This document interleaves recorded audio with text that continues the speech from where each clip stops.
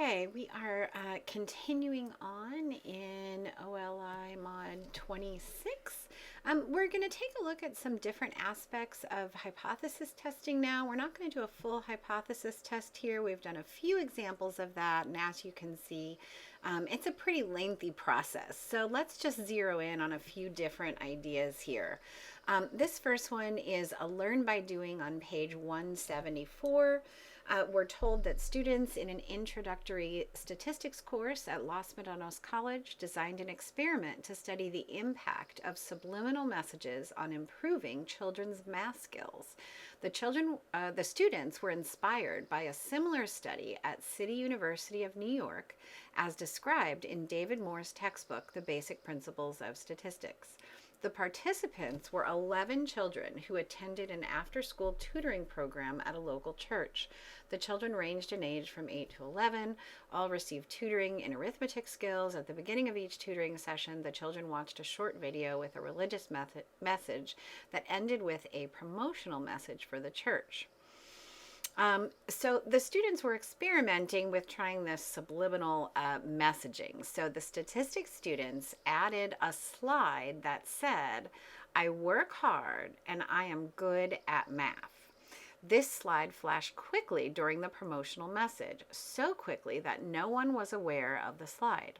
The children who attended the tutoring sessions on Monday watched the video with the extra slide. The children who attended the tutoring sessions on Wednesday watched the video without the extra slide. The experiment lasted 4 weeks. The children took a pre-test and a post-test in arithmetic. And here are some of the results. So, okay. Again, let's remember this experiment is to study the impact of subliminal messages on improving children's math skills.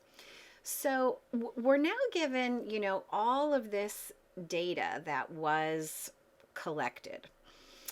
And so first, we should zero in on what our two populations are that we're trying to compare here.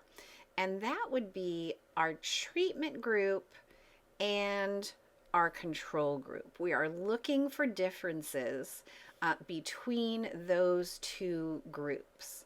So let's consider that population 1 and population 2.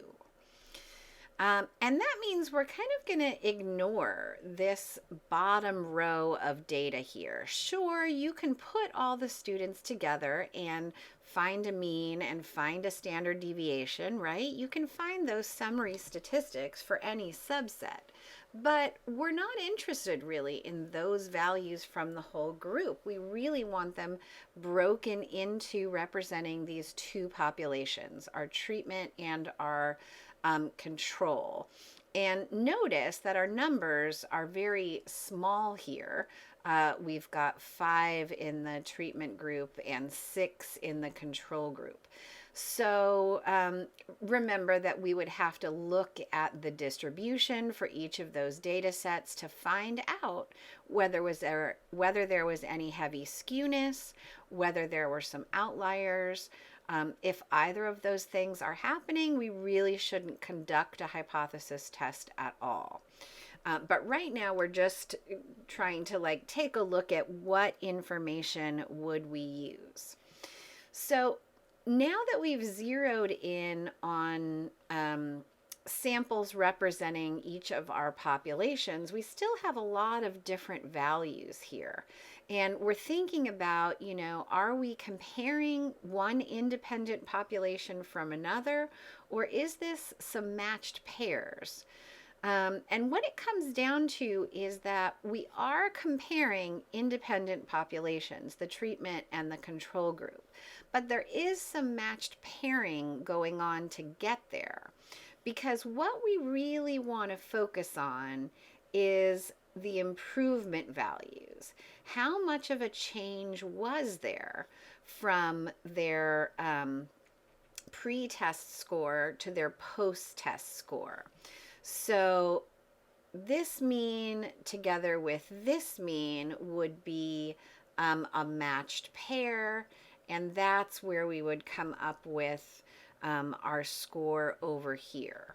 Same thing down here. We're going to turn each of these means into a matched pair, and that's going to give us our data value over here.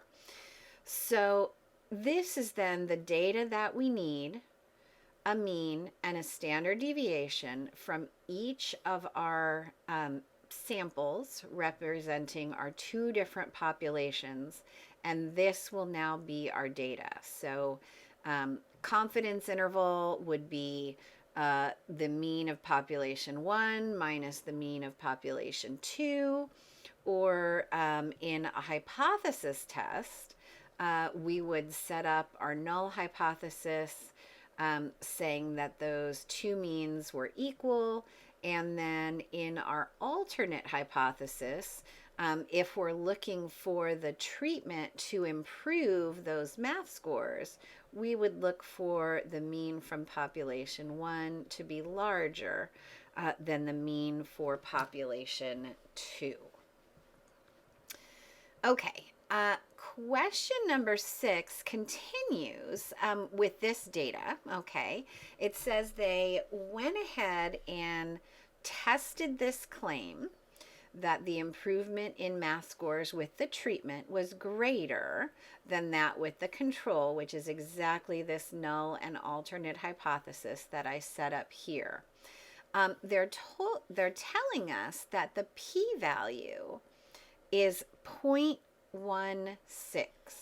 Okay, so remember the p-value, right, is going to be a probability about our sample statistics, about our x1, x2 bar under a certain condition, given that the population means are actually equal. So under the condition that this subliminal messaging makes no difference, our sample results would happen about 16% of the time according to this p-value.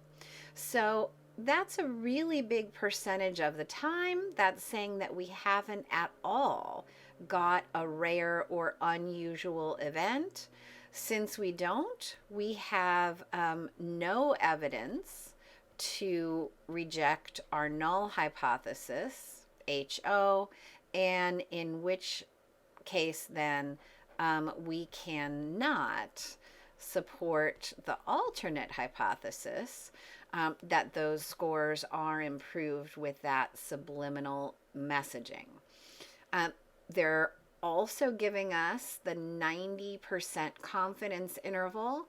And notice left-hand endpoint is negative, right-hand endpoint is positive.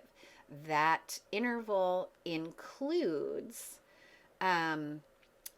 the difference of 0. It includes the value where mu1 minus mu2 would equal 0. Again, telling us that this data just cannot conclude any difference being made by this test. So let's take a look at what's down here. And notice I thought about everything this research was telling me before I even worried about what the multiple choice answers were, right?